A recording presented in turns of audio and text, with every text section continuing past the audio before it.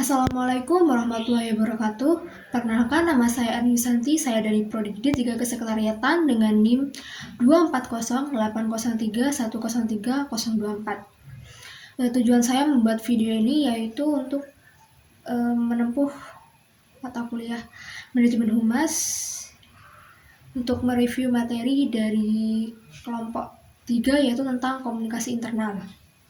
Baik, untuk yang pertama kita akan bahas tentang pengertian komunikasi. Apa sih komunikasi itu?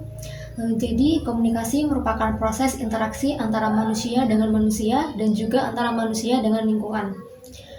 Dua atau lebih individu berinteraksi dan memengaruhi gagasan, opini, kepercayaan, dan sikap satu sama lain.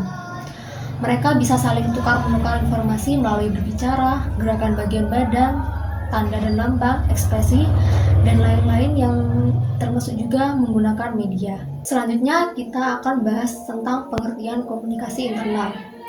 Jadi komunikasi internal adalah pertukaran gagasan di antara para administrator dan karyawan dalam suatu perusahaan yang menyebabkan terwujudnya perusahaan tersebut lengkap dengan strukturnya yang khas dan pertukaran gagasan secara langsung di dalam perusahaan. Dan selanjutnya kita akan bahas tentang fungsi dan tujuan komunikasi internal. Untuk yang pertama kita akan bahas tentang fungsi. Jadi fungsi utama komunikasi internal adalah untuk kelancaran kegiatan organisasi. Manajemen perlu membuat keputusan.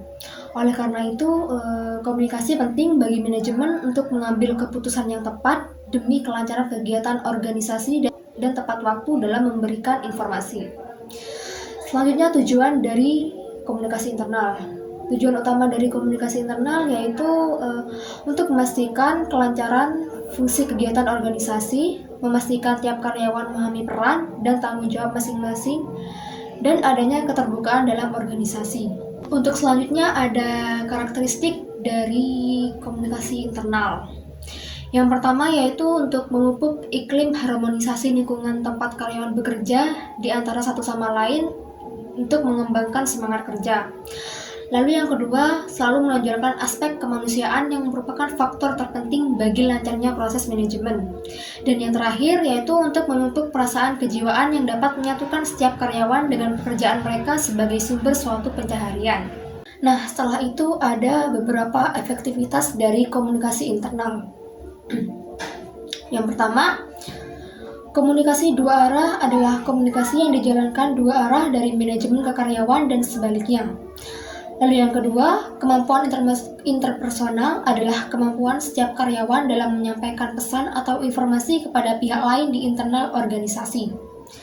Lalu yang ketiga ada kesadaran dan budaya risiko, yaitu setiap terdapat potensi risiko, karyawan secara otomatis dapat mengidentifikasi dan melaporkan sesuai hierarki yang ditetapkan.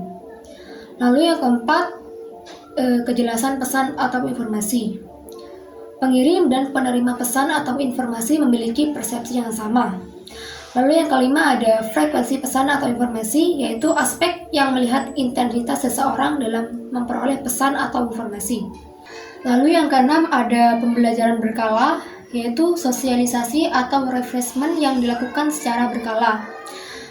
Lalu yang ketujuh, tata kelola pengelolaan risiko adalah pemantauan melalui jenjang komite yang berjalan secara berkala.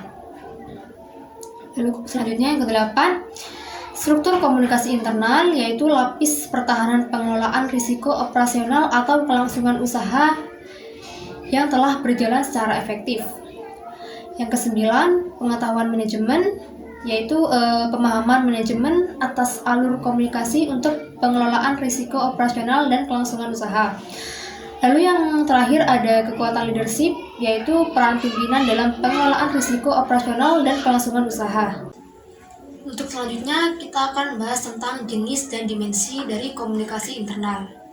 Untuk jenis dari komunikasi internal dibagi menjadi dua jenis. Yang pertama ada jenis komunikasi personal atau personal communication, yaitu komunikasi antara dua orang dan dapat berlangsung dengan dua cara, yaitu komunikasi tatap muka atau face-to-face communication dan komunikasi bermedia atau mediated communication. Lalu yang kedua ada jenis komunikasi kelompok atau group communication, yaitu komunikasi antara seseorang dengan sekelompok orang dalam situasi tatap muka. Kelompok ini bisa kecil, bisa juga besar, tetapi jumlahnya tidak ditentukan dengan perhitungan secara eksak, namun ditentukan berdasarkan ciri dan sifat komunikasi dalam hubungannya dengan proses komunikasi. Komunikasi kelompok terbagi menjadi dua, yaitu komunikasi kelompok kecil dan komunikasi kelompok besar. Setelah itu ada dimensi komunikasi internal yang terbagi menjadi dua. Yang pertama ada dimensi komunikasi vertikal, yaitu komunikasi dari atas ke bawah dan dari bawah ke atas. Adalah komunikasi dari pimpinan kepada bawahan dan dari bawahan kepada pimpinan secara timbal balik atau two-way traffic communication. Lalu yang kedua ada dimensi komunikasi horizontal, yaitu komunikasi secara mendatar antara anggota staf dengan anggota staf, karyawan sesama karyawan, dan sebagainya.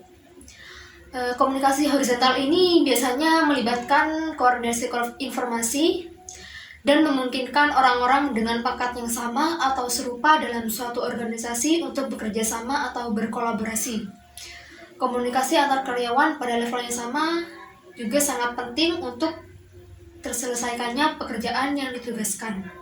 Lalu setelah itu ada beberapa metode komunikasi internal. Yang pertama ada memo, yang merupakan singkatan dari memorandum, yaitu bentuk komunikasi bisnis internal yang digunakan untuk menyampaikan informasi, kebijakan, atau instruksi di dalam sebuah organisasi atau perusahaan.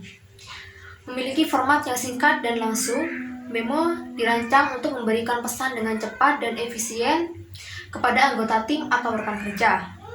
Lalu yang kedua ada wawancara, yaitu suatu teknik yang digunakan untuk memperoleh data secara mendalam melalui pedoman wawancara atau interview guide dengan tujuan agar wawancara tidak menyimpang dari permasalahan.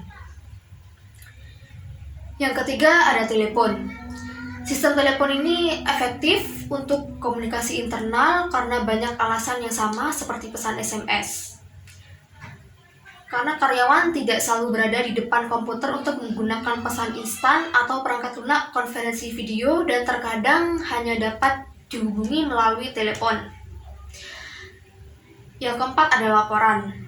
Laporan ini digunakan untuk memeriksa masalah atau isu tertentu dan mengusulkan solusi potensial untuk mengatasinya. Penulis laporan ini menguraikan masalah secara terperinci dan mengevaluasi setiap solusi sebelum membuat rekomendasi untuk beberapa jenis tindakan. Lalu yang kelima ada papan pengumuman. Papan pengumuman perusahaan ini juga dapat digunakan untuk mengumumkan berita pribadi seperti ulang tahun karyawan dan saat karyawan menyambut kelahiran bayi baru di keluarganya. Papan pengumuman ini juga merupakan tempat yang tepat untuk mengumumkan acara sosial yang ingin diikuti oleh karyawan di perusahaan, seperti piknik, acara menonton pertandingan tim olahraga, dan kunjungan ke tempat wisata lokal. Yang terakhir ada diskusi atau komunikasi tatap muka. Dengan berkomunikasi secara langsung, mudah untuk menyampaikan pesan dan mengetahui apakah pesan tersebut dipahami dengan jelas. Diskusi atau komunikasi tatap muka ini adalah strategi yang baik untuk digunakan saat memperkenalkan program atau kebijakan baru pada karyawan dan memastikan pesan disampaikan dengan jelas dan positif. Baik, sekian dari saya. Kurang lebihnya saya mohon maaf. Wassalamualaikum warahmatullahi wabarakatuh.